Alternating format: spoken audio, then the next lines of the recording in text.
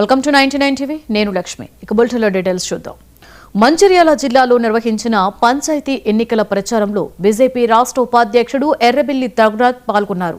BJP బలపరిచిన అభ్యర్థులకే విజయ అవకాశాలు ఎక్కువగా ఉన్నాయని అన్నారు. ఓటర్లు స్పష్టంగా బీజేపీకి మద్దతు తెలుపుతున్నారని, బీజేపీపై ప్రజల్లో నమ్మకం పెరిగిందని పేర్కొన్నారు. జిల్లాలో పార్టీ అభ్యర్థుల తరఫున ప్రచారం నిర్వహించిన ఎర్రబెల్లి రఘునాథ్తో మా ప్రతినిధి Srinivas face to face. Telangana రాష్ట్ర వ్యాప్తంగా జరుగుతున్నటువంటి గ్రామ పంచాయతీ ఎన్నికల్లో బీజేపీ తెలంగాణ రాష్ట్ర పార్టీ అభ్యర్థులను అయితే బలపరుస్తున్నటువంటి పరిస్థితి ఉంది. అయితే బీజేపీ అభ్యర్థులు బలపరుస్తున్నటువంటి అభ్యర్థులు ఎవరైతే ఉన్నారో ఆ బలపరుస్తున్నటువంటి అభ్యర్థుల గెలిపే లక్ష్యంగా ఇటు బీజేపీ తెలంగాణ రాష్ట్ర ఉపాధ్యక్షులు ఎర్రబెల్లి రఘునాథ్ తీవ్రంగా ప్రయత్నాలు చేస్తున్నారు. ఆ గ్రామాన పల్లె తిరుగుతూ పంచాయతీలో ఎవరైతే ఈ బీజేపీ తరఫున బలపరుస్తున్నటువంటి అభ్యర్థుల గెలిపే లక్ష్యంగా అయితే పనిచేస్తున్నటువంటి ప్రచారంలో దూసుకుపోతున్నటువంటి పరిస్థితి కూడా ఉంది. అయితే ప్రస్తుతానికి మనం చూసినట్టయితే మంచిర్యాల జిల్లాలో ఉన్నాం. మంచిర్యాల జిల్లాలో ఎన్నికల ప్రచారంలో భాగంగా ఇక్కడికి విచ్చేసినటువంటి రాష్ట్ర ఉపాధ్యక్షులు ఎర్రబెల్లి రఘునాథ్ మనతో ఉన్నారు. ఆయన అడిగి మరిన్ని వివరాలు తెలుసుకునే ప్రయత్నం చేద్దాం. చెప్పండి, తెలంగాణ రాష్ట్ర వ్యాప్తంగా గ్రామ పంచాయతీ ఎన్నికల్లో ఈసారి బీజేపీ అయితే అభ్యర్థుల గెలిపే లక్ష్యంగా పనిచేస్తున్నటువంటి పరిస్థితి ఉంది. సో ప్రజల నుంచి ఎలాంటి మద్దతు లభిస్తుంది మీకు? ముఖ్యమంత్రి రేవంత్ రెడ్డి గారు ఈ ఎన్నికలలో ఓడిపోతామనే భయంతో ఈ ఎన్నికలను దాదాపు ఒక 2 సంవత్సరాలు వాయిదా వేసుకుంటూ వచ్చాడు. అయితే ఏదైతే ఆయన భయపడ్డాడో అదే నిజం కాబోతుంది.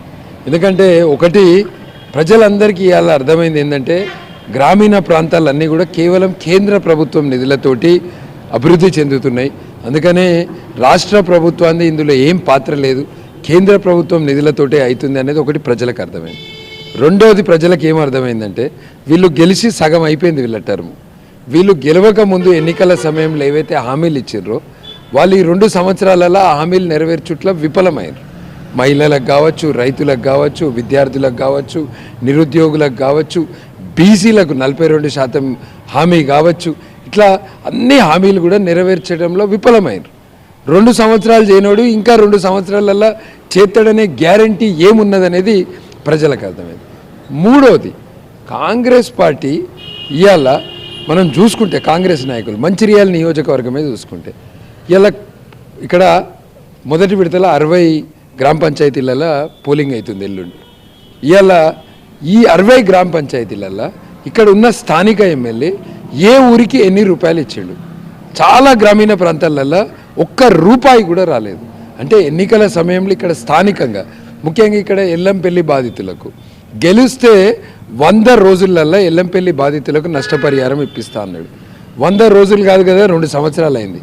మరి ఇక్కడ ఎల్లంపల్లి బాధితుల గురించి పట్టించుకోలే. హాజీపూర్ మండలంలో అది అతిపెద్ద సమస్య.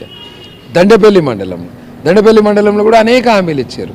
ఇవాళ వడ్లు కొనుక్కపోతే 500 రూపాయలు ఏవైతే సన్న బియ్యానికి బోనస్ ఉన్నాయో అవి కూడా ప్రతి లారీకి ₹1,00,000 ఇక్కడ స్థానిక నాయకులు కొడుతున్నారు. చెరువులల్లో మట్టి తీసుకుపోతారు, గుట్టలని తవ్వుకపోతారు, ఇక్కడ భూ వివాదాలు, సెటిల్మెంట్లు, ఇవే కాంగ్రెస్ నాయకులు చేస్తున్న దందా.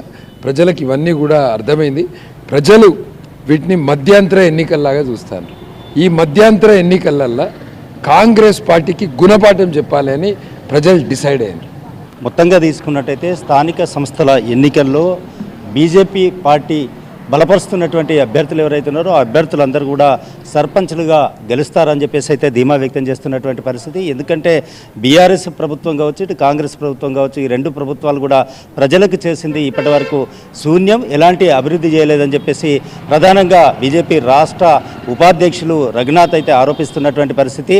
తెలంగాణ రాష్ట్ర వ్యాప్తంగా బీజేపీ బలపరుస్తున్నటువంటి సర్పంచ్ అభ్యర్థులు ఎవరైతే ఉన్నారో వారు తప్పకుండా సుమారుగా 6,000కు పైగా గ్రామాల్లో బీజేపీ జెండా ఎగిరేస్తామని చెప్పేసి అయితే ధీమా వ్యక్తం చేస్తున్నటువంటి పరిస్థితి ఉంది. ప్రధానంగా కాంగ్రెస్ ఇచ్చినటువంటి హామీలు ఏవైతే ఉన్నాయో హామీలు కావచ్చు, లేకపోతే వారి అవినీతి కావచ్చు, లేకపోతే ఇంకో రకంగా తీసుకున్నట్టయితే కాంగ్రెస్ నాయకులు గూండాయిజానికి పాల్పడుతున్నటువంటి పరిస్థితి ఉంది. అదేవిధంగా గెలిచినటువంటి ప్రజాప్రతినిధులు కూడా ప్రజలకు హామీలు ఇచ్చారే తప్ప ఎక్కడ కూడా అభివృద్ధి చేయలేదని చెప్పేసి అవే వారికి మైనస్గా మారి మేమేమైతే బీజేపీ ఏదైతే ఇచ్చినటువంటి హామీ ఉందో అదేవిధంగా దేశంలో ప్రధానమంత్రి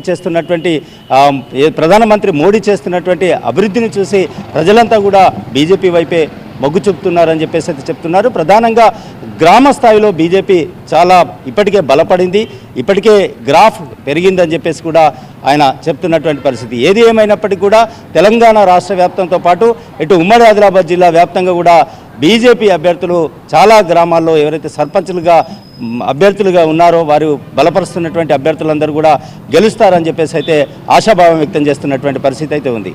ఇది ఇక్కడి తాజా పరిస్థితి. వీడియో జర్నలిస్ట్ సారైతో శ్రీనివాస్, ఉమ్మడి ఆదిలాబాద్ జిల్లా.